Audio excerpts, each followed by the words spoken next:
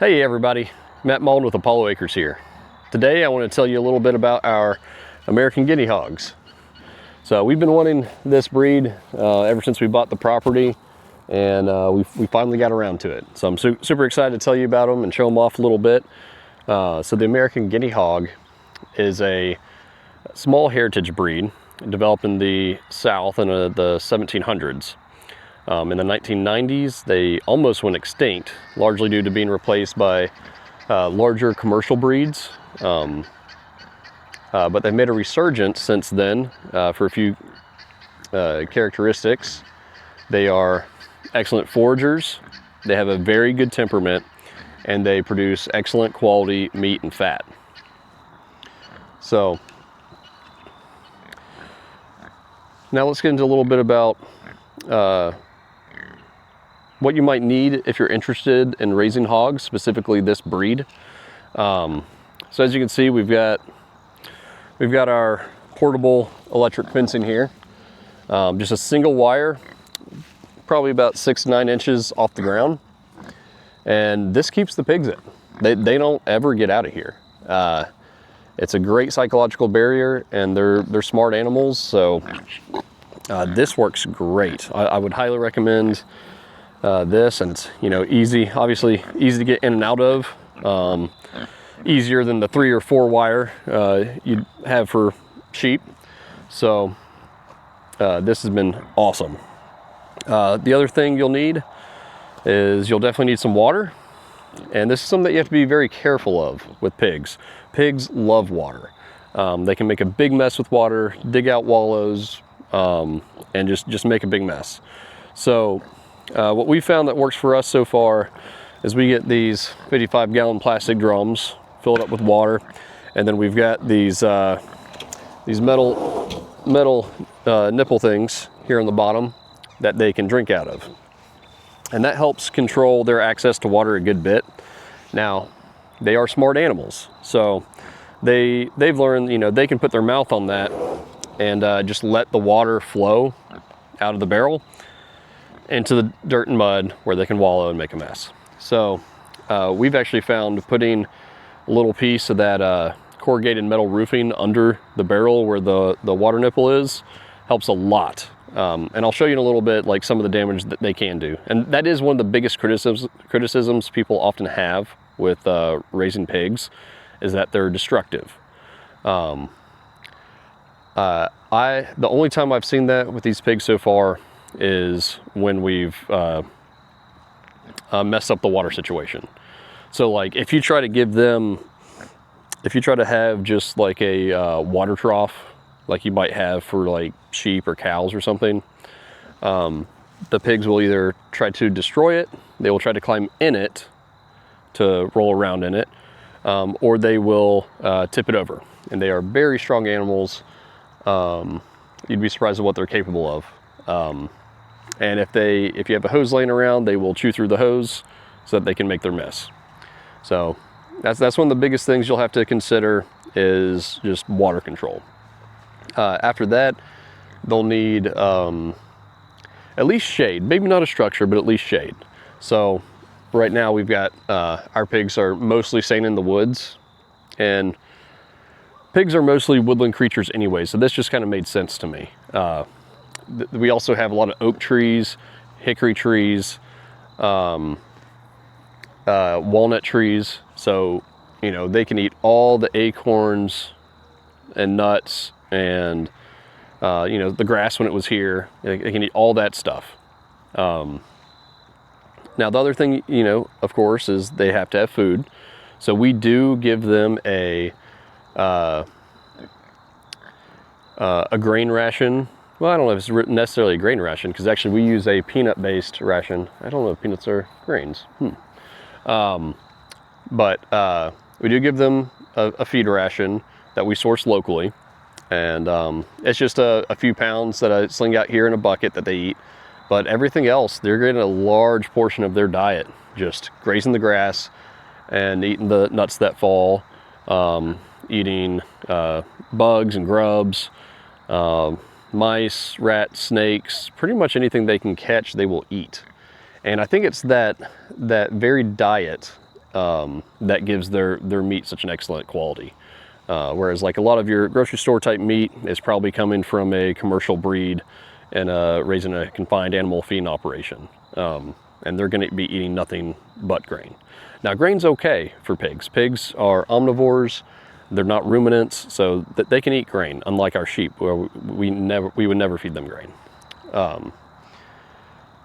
But yeah, the pigs have been really easy. So I'll just show you around a little bit of their, we'll call it destructive capabilities, but I really don't think it's that bad, but I'll let you be the judge. Let's take a look. All right, so first I just want to give you a closer look at this nipple we have on the trough. This was very easy to install, and you can see we got that corrugated metal under it. Also a cattle panel on top. I don't think we need the cattle panel anymore. That's something we tried before we put the metal roofing under there. And you can see they still let a little water leak, and there's a little hole here on the end, but it's not that bad. We will walk over to where they were previously, and I'll show you what they did when we just had the cattle panel in its place.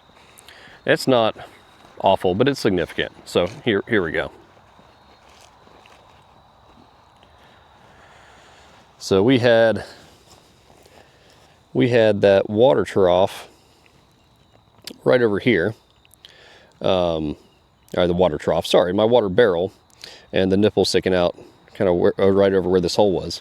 And so we even had the cattle panel on top of this, and they still made a pretty sizable hole that I need to fill in, and it was deeper. It's actually filled itself back in a little bit. So that's a problem that you'll just have to keep an eye on.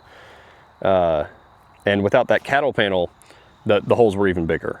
So that was an improvement over, certainly an improvement over having nothing there, nothing under the barrel. But that corrugated metal under there seems to really do the trick. That was the wife's idea, so I got to give her credit there. Good job, Amy. All right, so as you can tell along this fence line, so we've got, you know, this is the fence that separates them.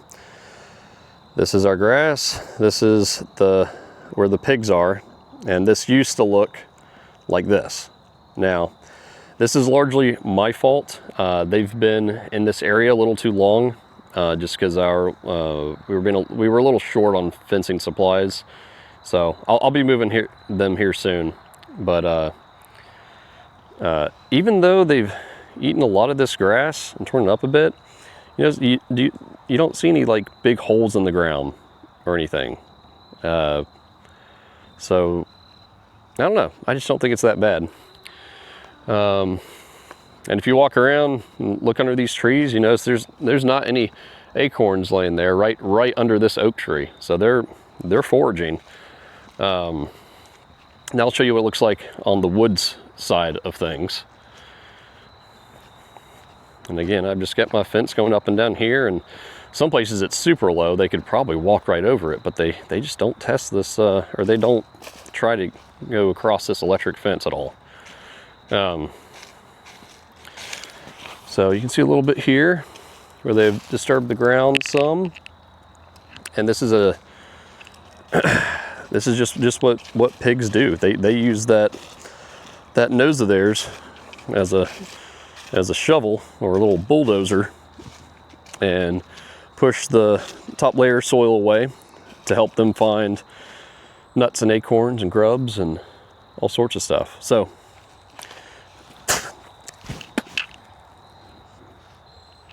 sorry, I just had a bug flying in my mouth. Yummy. So this is pretty much what the woods behind me looked like before I had the pigs in there. I wish I had a better before picture, but you can kind of see there's a good bit of leaf litter, undergrowth, all that. And then looking back over here where the pigs have been, you can see a lot of the leaves and top couple inches of soil has been turned over. So I don't know, some people might say this is destructive, but to me this is good natural aeration of the soil, which will aid in decomposition of all this leaf litter. So actually I think this is going to be great for the soil, and I think this is really going to grow well. And obviously, again, looking at the other side where there was all this undergrowth growing, all that green, they've pretty much eaten all that back. To me, this is pretty over here. So I don't see this breed as being particularly destructive. And a lot of people will leverage that natural tillaging, maybe that's the word, this natural tillage that pigs can do, and they'll use their pigs to help till up the garden at the end of the year.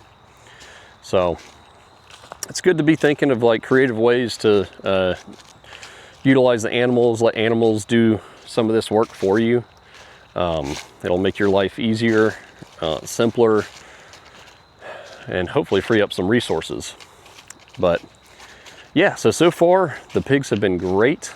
I'm very happy with them. I'm hoping to bring a couple to the processor soon, and we'll be trying out some pork for the first time. Let's go get one more good close-up look at the pigs before I let you go.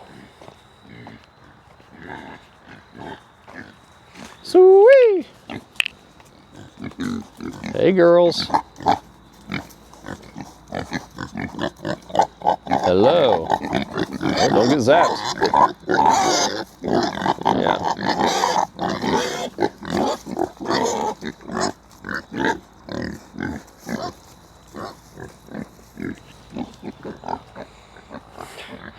Hope you enjoyed that as much as I did.